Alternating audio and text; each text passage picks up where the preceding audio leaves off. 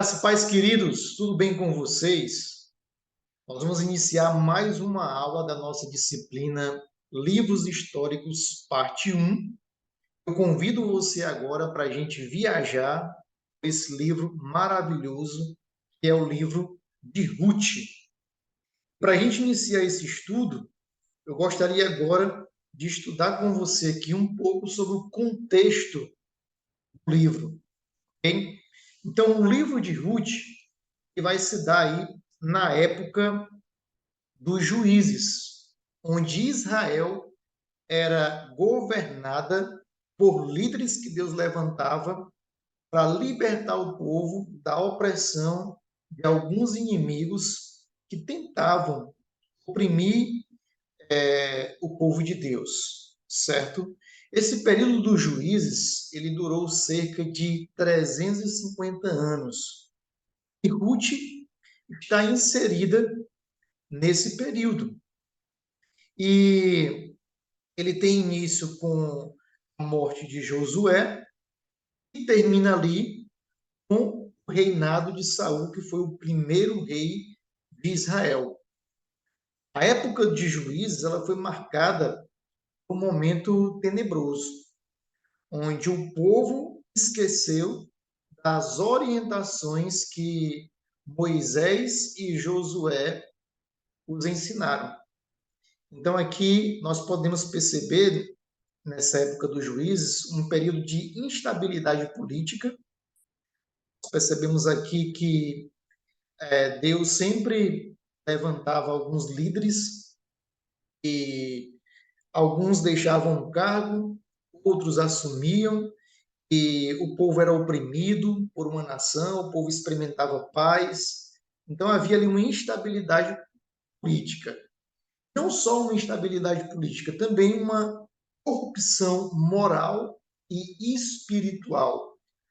Como o povo não tinha um líder espiritual ah, constante ali para ajudar esse povo, para orientar o povo e para liderar o povo abraçava o que bem entendia para fazer. Então ali havia uma decadência moral e uma decadência espiritual. Então nós vamos estudar ainda o livro de Juízes e nós vamos ver esse momento tenebroso que o povo de Deus experimentou. Só que dentro desse período, nós também podemos encontrar pessoas fiéis a Deus, pessoas que temiam ao Senhor, que amavam a sua palavra. É nesse momento que nós vemos a família de Noemi, ok? Então, Ruth ela vai surgir como uma espécie de refrigério, sopro suave, de calma e de bonança em meio a uma tempestade de rebeldia do povo de Deus. Então, nós entendemos também que o povo era oprimido por outras nações, o povo pecava contra Deus, o povo abraçava a cultura de outros ídolos, mas também ali existia, no tempo de juízes, uma vida normal por parte das pessoas. As pessoas comercializavam, as pessoas se casavam, as pessoas tinham filhos, as pessoas cultuavam ao Senhor. Então, Ruth vem nos trazer esse cenário. Continuando, nós percebemos que essa época do juízo é marcada por uma cultura politeísta. O povo cananeu, que não foi exterminado por completo ali, os israelitas, eles entendiam que o segredo da prosperidade na agricultura e na prosperidade da pecuária era relacionado à adoração de vários deuses. Os cananeus adoravam vários deuses e chegaram até influenciar o povo de Deus nessa idolatria. Eles entendiam que a economia dependia da ação desses falsos deuses, por isso que eles os adoravam. Então, o motivo da fertilidade da terra e da fertilidade dos animais era relacionado à relação sexual que esses deuses tinham uns com os outros, inclusive Baal e Astarte, que eram os deuses que eles adoravam. Então, para cultuar Baal, o povo fazia o que eles entendiam que esses deuses faziam. Então, o povo era parecido com seus próprios deuses. A degradação moral abraçava aquele povo cananeu. E então eles, em seus cultos, eles tinham relações sexuais para cultuar esses deuses, onde as pessoas iam cultuar esses deuses em um templo e ali existia prostitutas e prostitutos sexuais. E tinham relações sexuais pensando eles que estavam cultuando o seu Deus, para que então houvesse fertilidade na terra e na pecuária. E, então, essa cultura ali em Israel estava dividida, ou estava dividido. O povo procurava adorar a Deus, o Deus verdadeiro, o Deus de Israel, mas também oscilava adorando os deuses dos cananeus, ok? Então, o povo estava dividido em perseverar a fé em Deus ou sucumbir à sedução do culto a Baal. Então, eles lembravam-se de Deus quando o inimigo chegava a oprimir esse povo. Eles se lembravam de Deus. E quando Deus levantava um líder, um juiz, a libertar a nação desse povo opressor, o povo então esquecia-se de Deus e, para ter sucesso ali na agropecuária, eles adoravam a Baal. Então Deus, por causa da idolatria e esquecimento de Israel, ele decide então punir a nação. Ele envia vários inimigos para oprimir o seu povo e para devastar a terra. Então, se a terra é devastada, se a terra é saqueada, há um colapso ali na economia. Ela não consegue produzir na agricultura e nem na pecuária. O pecado do povo acabou refletindo na, na sua economia. Naqueles dias não havia reis em Israel, cada um fazia o que achava mais reto. Essa era a realidade do povo de Israel quando Josué morreu. Nós vemos que a obediência nos conselhos de Moisés, nos conselhos de Josué, a obediência geraria vida, mas a desobediência geraria morte, a começar ali da natureza. Então, por causa do pecado do povo, a natureza geme, a economia é afetada, então nós vamos ter fome no território de Israel, e mais precisamente ali em Belém, onde uma família morava, a família de Noemi. E nós temos uma ironia aqui. Terra que Deus disse que mandaria leite e mel, para o povo deixar o Egito e ir para essa terra, agora é uma terra devastada, uma terra que sente as consequências da fome. Belém, para você ter uma ideia, o significado da palavra Belém é a casa do pão, como se ela fosse um lugar que servia como um celeiro das outras cidades, um celeiro de fartura, ok?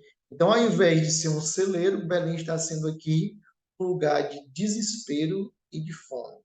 Ao invés de ser a casa do pão, Belém está sendo a casa da fome. Olha só o que é dito em Deuteronômio 28. Ó, por causa do pecado de vocês, não haverá chuva, e o chão ficará duro como ferro. Em vez de chuva, o Senhor mandará pó e areia sobre a terra. O Senhor fará com que sejam derrotados pelo inimigo. Nós temos aqui o período de juízes que Ruth está vivendo, Noemi e sua família, porque o povo desobedeceu a Deus. Então, eles trouxeram consequências, daí surge o livro de Juízes. Nós estamos aqui em Belém, só um minuto. Nós estamos aqui em Belém e nós temos aqui a região de Moabe. E aqui nós temos o Mar Salgado, ok? Nós temos aqui o Mar Salgado. Então, a família de Noemi vivia aqui em Belém e por causa da fome, eles decidem então ir para a região de Moabe, aqui logo abaixo do Mar Salgado, do Mar Morto, certo? Então, o livro de Ruth, ele fala da oportunidade de uma reconciliação para todas as nações estrangeiras que buscam abrigo debaixo das asas do Deus vivo. O livro de Ruth vai mostrar o amor de Deus para com os gentios. Quem são os gentios? São os povos que não são a descendência do povo de Israel. São os povos que não são israelitas. Esses são os gentios. Então, o livro de Ruth vai tratar justamente isso. Deus salva pessoas. E Deus salva pessoas de todas as tribos, de todos os povos e de todas as raças. Ele mostra aqui que o seu povo não está limitado somente entre os judeus, ok? Olha só o que diz, capítulo 2, o versículo 12. Você seja ricamente recompensada pelo Senhor. É uma frase de Boaz para Ruth. O Deus de Israel, sob cujas asas você veio buscar refúgio. Ruth buscou refúgio no Deus de Israel. Ela era moabita e creu no Senhor, e a sua fé o salvou. Nessa história nós vemos drama.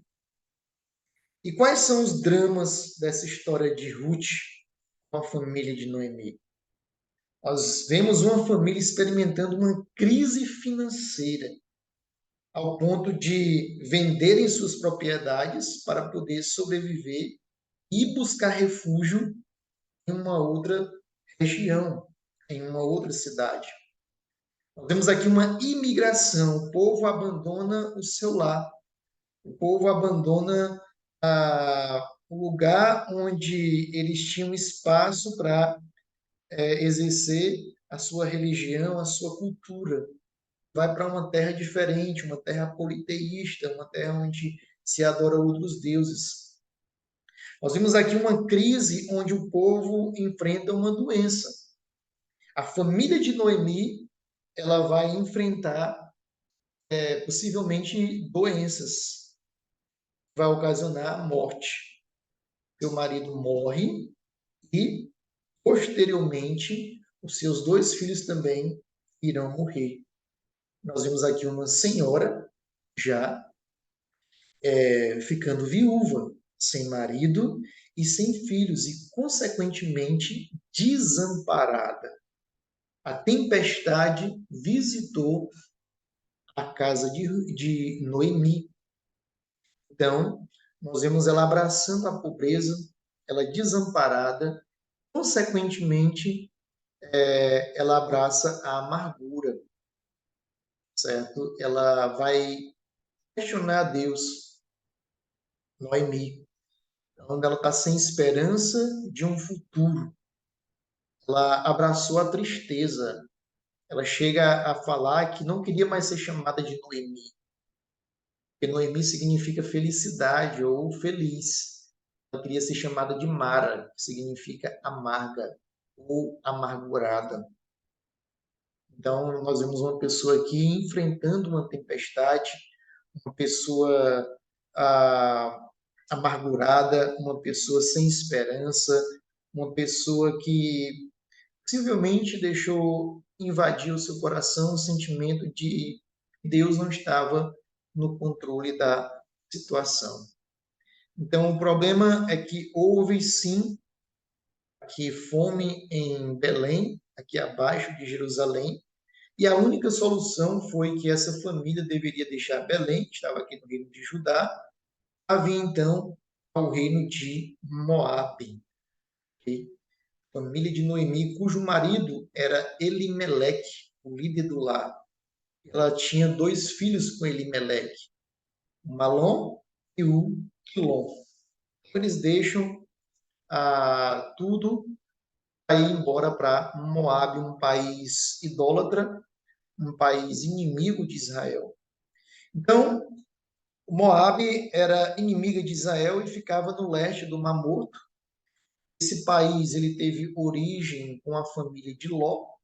Você que lembra da ocasião onde Ló dormiu com a sua filha e teve um filho com a sua filha mais velha, e o nome desse menino foi Moabe. E de Moabe surgiram os Moabitas, e foi fundada aí a região de Moabe. É uma região inimiga do povo de Deus. O próprio rei de Moabe, na época em que o povo passou a lei por Moabe para entrar na terra prometida, o rei fica com medo do povo de Deus, então contrata o feiticeiro Balaão para então jogar feitiços contra o povo de Deus. Nós sabemos dessa história. E Moabe, no tempo dos juízes, chegou a oprimir o povo de Deus durante 18 anos. Durante 18 anos. Saul chega a derrotar os moabitas quando ele assume o poder, quando ele assume o reinado.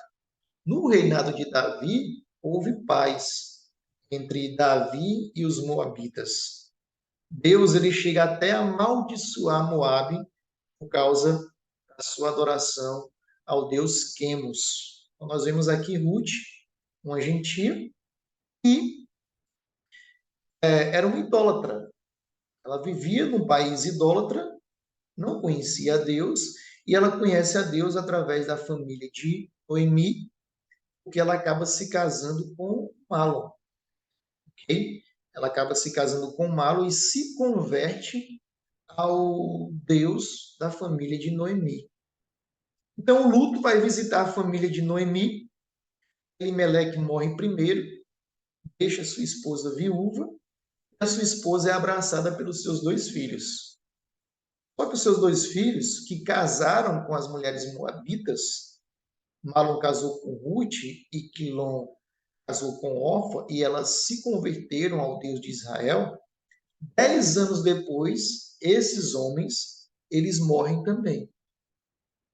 E Noemi vai ficar sem o marido, já tinha ficado sem o marido e agora vai ficar sem os seus dois filhos, certo? Então essa é uma má notícia na família de Ruth. Ela ficou na família de Noemi, também na família de Ruth. Elas ficaram desamparadas. Órfã ficou desamparada. A boa notícia é que a fome havia acabado ali em Israel. E elas podiam voltar ali à região de Belém. E aí, então, Noemi, ela decide voltar para Israel. Ela chega a convidar as suas duas noras a ir embora para ajudar. As suas duas noras decidem ir com ela, tanto Ruth como a Orfa.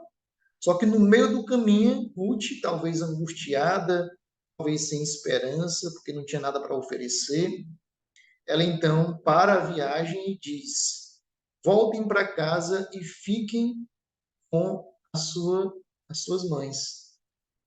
E aí as noras dela chegam a chorar e ficar tristes.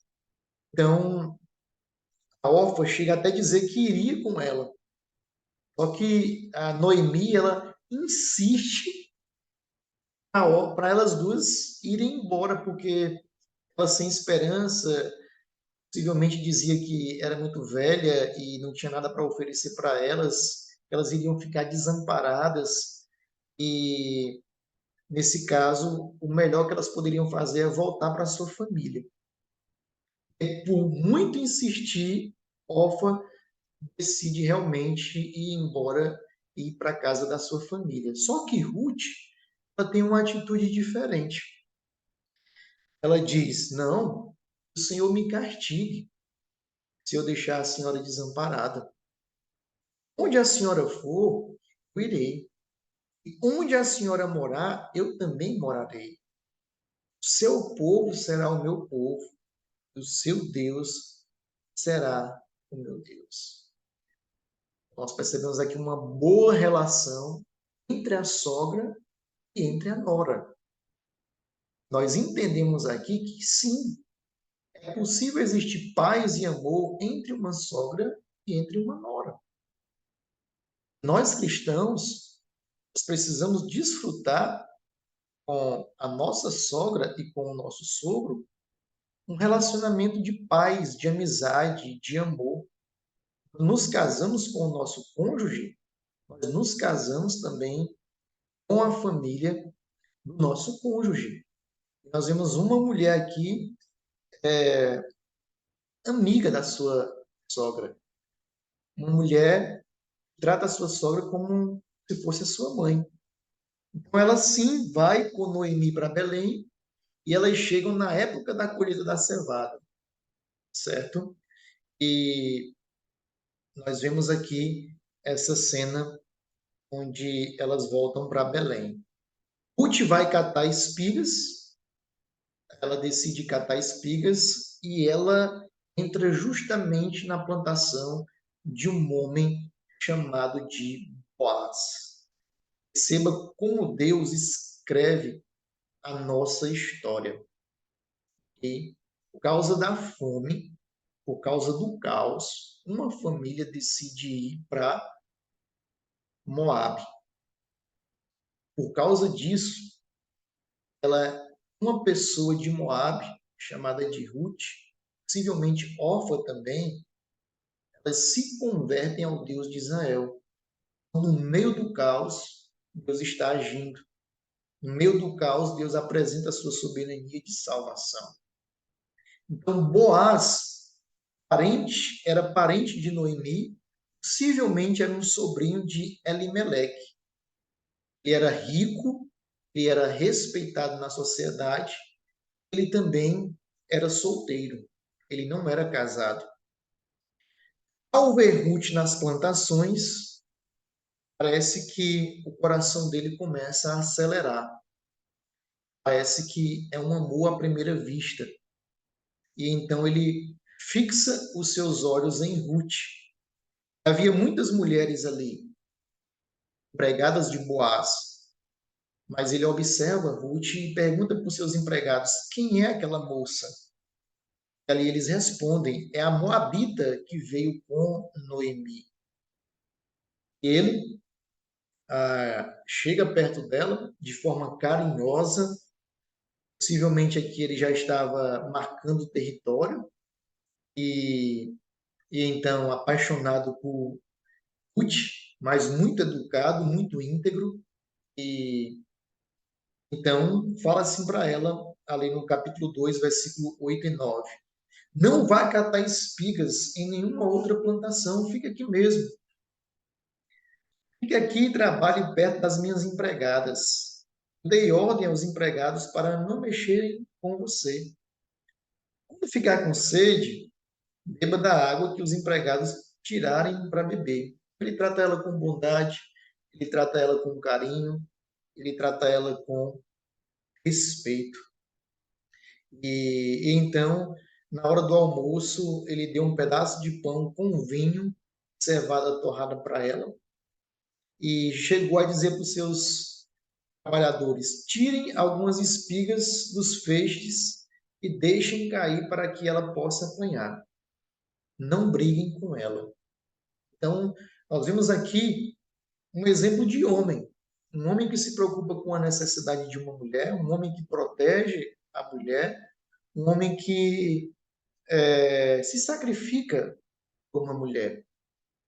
A motivação de Boaz pode sim ter sido uma motivação amorosa, onde ele estava apaixonado por Ruth à primeira vista, mas também foi uma motivação de agradecimento, porque ele é parente de Noemi e ele ficou sabendo da história de Ruth. Como Ruth tratou Noemi, como Ruth cuidou de Noemi. Então ele diz: eu ouvi falar de tudo que você fez pela sua sogra desde que o seu marido morreu. Porque Ruth ficou constrangida com o tratamento de Boaz. Então eu mereço tudo isso mesmo. ele falou que realmente estava tratando ela assim porque realmente percebeu que ela era uma mulher bondosa. Então, e na verdade chega a dar um emprego para ela, que era o emprego de trabalhar na plantação aí, na colheita, na verdade, da cevada e do trigo, e permitiu que ela trabalhasse ali em suas plantações. E aí, no final do dia, Ruth chega a pegar ali um pouco de cevada para Noemi. Quando chega em casa, conta tudo para Noemi e conta da bondade que tinha recebido de Boaz.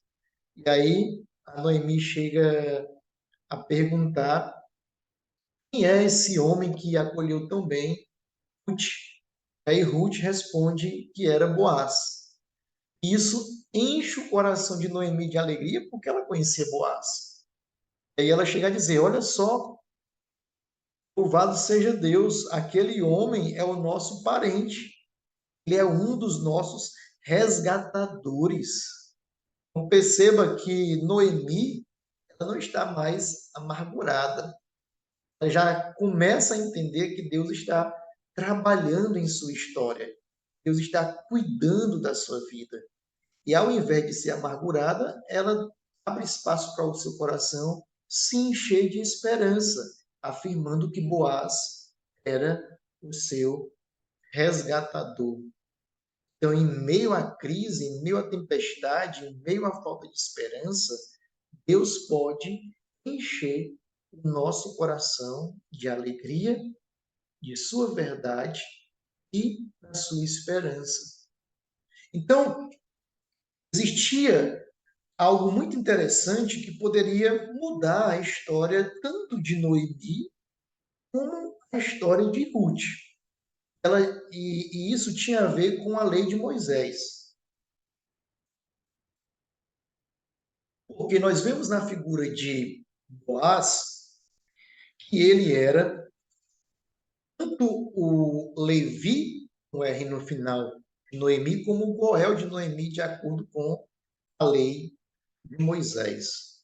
De acordo com a lei de Moisés, nós tínhamos aqui a lei do levirato. O que é a lei do levirato? A lei do levirato é a lei onde permitia-se que o parente mais próximo da viúva poderia se casar com ela para gerar descendentes do marido que a deixou.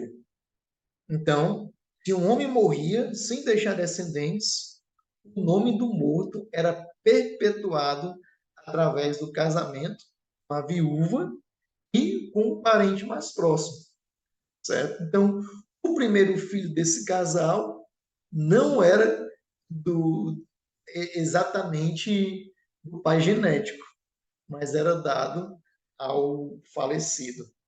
Então, assim, o nome do falecido era perpetuado. E, além disso, Boaz, além de ser um Levi de Noemi, ele era também um Goel. O Goel é aquele parente mais próximo da família que pode ser o resgatador, o remidor, que pode ser de uma propriedade, quando o parente vendeu a propriedade, porque realmente a crise econômica bateu e ele precisava vender a propriedade para poder arcar com suas dívidas, arcar com suas necessidades, e aí ele vendia a propriedade. E muitas vezes, no momento de vender, o parente mais próximo comprava essa propriedade e deixava com ele, ok? Deixava com ele. Ele dava o dinheiro e ainda deixava a propriedade com a pessoa, certo? E às vezes a pessoa chegava a se vender como escravo. O parente comprava essa pessoa e a libertava. Então, Boaz ele resgatou a propriedade que era de Noemi e devolveu a ela. Ele foi o resgatador, ele foi o remidor. Aí, em uma conversa ali com Noemi, em um jantar possivelmente, ela olha para Ruth e sabe que Ruth ainda é uma jovem, é uma mulher bonita, é uma mulher fértil, uma mulher virtuosa. E ela diz: Ó, você não pode ficar solteira. Nós precisamos arranjar um marido para você. Você precisa se casar. E eu já estou velho, eu não estou na flor da pele como você. Você precisa dar nome à nossa descendência. Então, nós vamos arranjar um casamento para você. E quem é a melhor pessoa para casar com você? Boaz.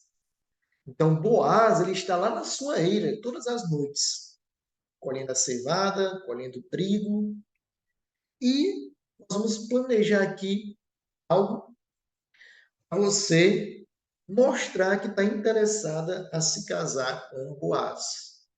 Você vai tomar um banho, você vai colocar o melhor perfume, o seu melhor vestido, você vai até o local onde Boaz estará dormindo e você vai pegar o lençol dele, que cobre os seus pés, você vai tirar a cobertura de seus pés e se deitar ali exatamente próximo aos seus pés. Então, esse ato parece um ato meio estranho, realmente é, e parece que essa atitude de Noemi não é a das mais sábias, porque isso pode fazer com que ela acaba expondo Ruth diante dos homens que trabalhavam com Boaz, até diante de Boaz, e a resposta de Boaz também não poderia ser que não fosse uma resposta positiva, ele deveria achar estranho essa atitude de Ruth. Então acaba ela acaba realmente indo com coragem fazer o que Noemi a aconselhou. Ela realmente se deita aos seus pés e esse fato de esse costume de se deitar aos pés era algo que apontava para submissão. Era como se a pessoa estivesse prostrada aos pés do seu Senhor, onde ela dizia: Eu sou serva, eu sou submissa à sua vontade. Então, eis aqui a sua serva. E aí, Ruth, ela deveria aguardar a resposta de Boaz, ok? Nessa atitude, nós percebemos que quando Boaz acorda, ele se espanta e pergunta quem é ela, porque estava escuro, possivelmente ele não lembrou dela. E aí ela diz: Eu sou a Ruth, eu sou a Ruth. E nós achamos interessante aqui que uma mulher estava deitada aos seus pés, uma jovem, bonita, perfumada, bem vestida, ele a respeitou, ok? Ele a respeitou. Nós percebemos aqui que Boaz era um homem íntegro, ok? Lembra também que Boaz ele teve uma educação muito boa. Ele é filho de Salmão e filho de Raabe, ok? Então, a estratégia aqui de Noemi realmente deu certo. Aí Ruth disse: Ó, eu sou Ruth, eu quero que você estenda a sua capa sobre sua serva. Eu sei que o Senhor é resgatador. Então, estenda a sua capa sobre mim. Então, o que é que isso significa? Boaz estender a sua capa sobre a Ruth. Então, nós entendemos aqui que Ruth realmente teve a iniciativa de convidar Boaz para se casar com ela. Realmente estender a capa naquela época era um convite ao casamento. O ato de estender significa que o homem estava dizendo para a mulher: Eu ofereço a você cuidado, eu ofereço a você proteção, eu ofereço a você carinho. Você quer casar comigo? Olha só o que é que Deus diz para Israel em Ezequiel 16:8. Israel, eu olhei para você e vi que você já tinha idade suficiente para amar.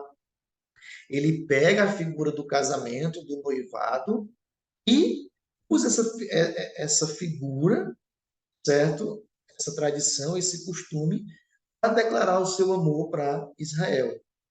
Olhei para você e vi que você já tinha idade suficiente para amar. Então, estendi a minha capa sobre você e cobri a sua nudez. Ou seja, Deus ofereceu cuidado, proteção e carinho. Eu fiz um juramento e estabeleci a minha aliança com você. Você se tornou minha. Então, quando Deus joga quando Deus disse que jogou a capa, Israel se tornou dele, propriedade exclusiva de Deus. Quando Ruth pede para Boaz estender a sua capa, ela está dizendo assim: eu seja sua, para você jogar a capa sobre mim. Que eu seja sua esposa, sua noiva. Então, por isso que ela pediu para ele jogar a capa. Então, tinha um problema aqui. O problema é que Boaz externa ele. É verdade que eu sou resgatador, mas há um outro também, que é um parente mais próximo do que eu. Eu vou falar com ele, e se ele quiser ser responsável por você, possivelmente ele vai casar com você. Só que se ele não quiser, eu prometo por Deus que ficarei com essa responsabilidade. Imagina Boaz aqui torcendo o outro homem não querer. Eu acredito que ele estava torcendo para isso. Olha só a empolgação dele. Se ele não quiser, prometa a Deus, eu ficarei com essa responsabilidade. Então, o homem estava tão interessado que logo, logo ele foi para a praça procurar o parente mais próximo aí de Noemi para conversar com ele e fechar o negócio. Procurar aí saber se realmente o homem queria assumir essa responsabilidade de comprar a propriedade de Noemi e se casar com Ruth para perpetuar o nome do falecido, do marido de Ruth. Então, ele foi procurar ele encontrou ele na praça e ali ele chamou algumas autoridades de homens importantes da cidade para servirem de testemunha e apresentou a situação.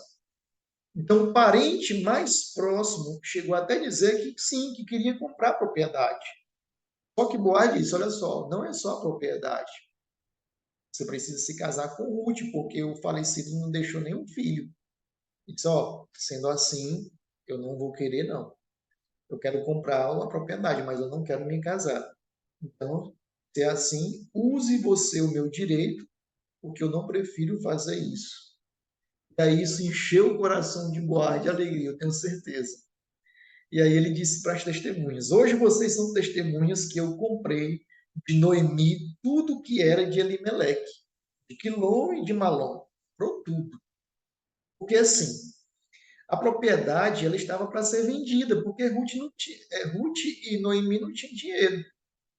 E aí o resgatador ele compra, ok, para que a família não perca a propriedade. Então, além de ganhar o dinheiro, a família ganha a propriedade.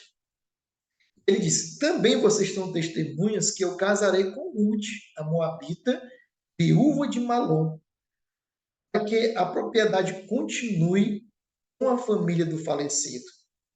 Assim, o nome de Malom será sempre lembrado no meio do seu povo. Que homem, meus amigos. Que homem. Olha só que homem íntegro.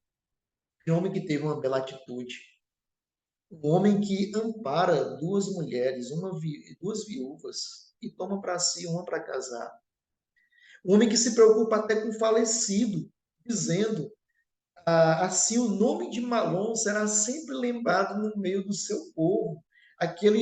Ele se desapega de qualquer egoísmo. Eu que vou casar para que o meu filho ganhe o nome do falecido? Não, vou fazer isso não. Não quero fazer isso.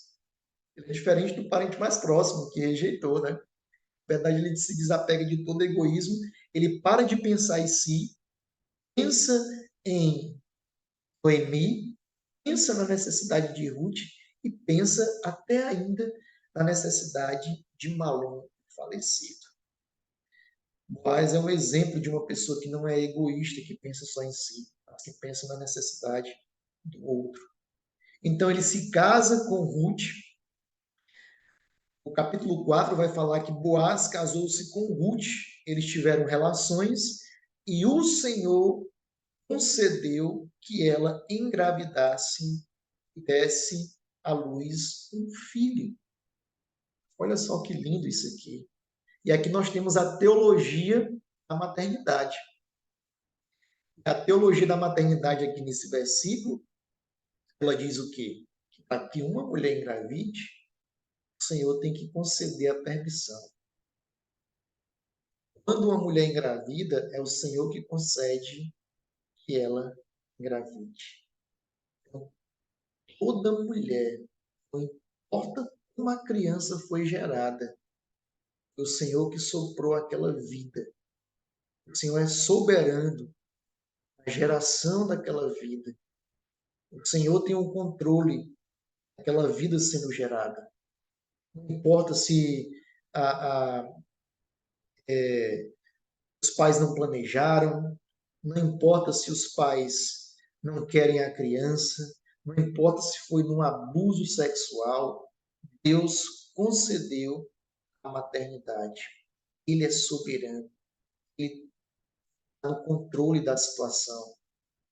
Não importa se os pais doaram o filho, se os pais não têm uma boa relação com o filho, mesmo que os filhos questionem por que são esses os seus pais, Deus é quem escolhe os pais de cada um de nós. Não importa se os nossos pais nos abandonaram, Deus escolheu os nossos pais, mesmo com o pecado do pai e da mãe, mesmo com a imaturidade de nossos pais. Deus os escolheu e Deus é soberano. Então, as amigas de Noemi, alegres, chegaram a louvar a Deus, dizendo: Noemi, que nora você tem? Que nora. Geralmente, as mães, elas idolatram os seus filhos, né? E ai de uma nora que tocar no filho da mãe. As amigas de Noemi dizem: olha só, essa sua nora vale para você mais do que 7 filhos, você só teve 2. E ela vale mais do que 7. Então pense numa nora, né? Existem noras assim, que realmente cuidam mais da sua sogra do que os próprios filhos dela. E trata a sua sogra como uma mãe, que na velhice a nora acaba abraçando a sogra e cuidando melhor do que os próprios filhos que a sogra teve, né? Então, Noemi e Ruth desempenharam um papel muito significativo para a vinda do Senhor Jesus Cristo. Salmo, ele gerou Boaz, aqui que amparou Noemi e Ruth, cuja mãe foi Raabe. Daí a gente entende o caráter de Boaz. Teve um pai e uma mãe nada menos do que Salmo e Raabe, pessoas tementes a Deus. Salmo era um servo de Josué, certo? Possivelmente um dos soldados que foram se hospedar na casa de Raabe lá, eles foram investigar a cidade de Jericó para derrotar, certo? E Boaz gerou esse bebezinho aqui, chamado de Obed, e Obed, que foi com Ruth, e Obed gerou Jessé, e Jessé gerou Davi. Então, esse bebezinho aqui, ele nada mais é do que o avô de Davi, ok? E Ruth e Boaz são os bisavós de Davi, certo? Então, nós vemos nessa história o propósito de Deus de abençoar todas as famílias da terra. Deus abençoou uma moabita. Ele já havia abençoado a avó de Obed, que é Raabe, que era uma cananeia, que ela morava na cidade de Jericó. E possivelmente Boaz trata bem Ruth, porque ele já sabia que a sua mãe era uma gentia. Ele estava diante de uma gentia também que creu em Deus. Okay? Então, tudo isso lembrava a história da sua mãe. Okay? Olha só a árvore genealógica aqui, que interessante. Nós temos aqui Abraão, que gerou Isaac, Isaac que gerou Jacó, Jacó gerou Judá. Judá teve uma relação com a sua nora, que é a Tamar. Ela, na verdade, se vestiu de uma prostituta para ter relações com ele, para poder gerar filhos. Ele não sabia que era ela. Ele dormiu pensando que era uma prostituta. E aí teve Pérez. E aí Pérez De Pérez veio Boaz. Boaz se casou com Ruth e teve o Obed, o avô de Davi. A Ruth é descendente de Ló. Teve uma relação com a sua filha mais velha e que gerou Moabe, e de Moabe vieram os moabitas. Ruth é moabita. Okay? Então, Obed gerou Jessé, Jessé gerou Davi, e de Davi nós temos aí o Senhor Jesus Cristo. Okay? José é da descendência de Davi. José é o pai de Jesus. Então, o que nós podemos aprender aqui é que o livro exalta a soberania e providência de Deus. Olha só o que é que o livro diz. Que diz o capítulo 4. Louvado seja o Senhor que lhe deu hoje um neto, as amigas de Noemi, para cuidar de você.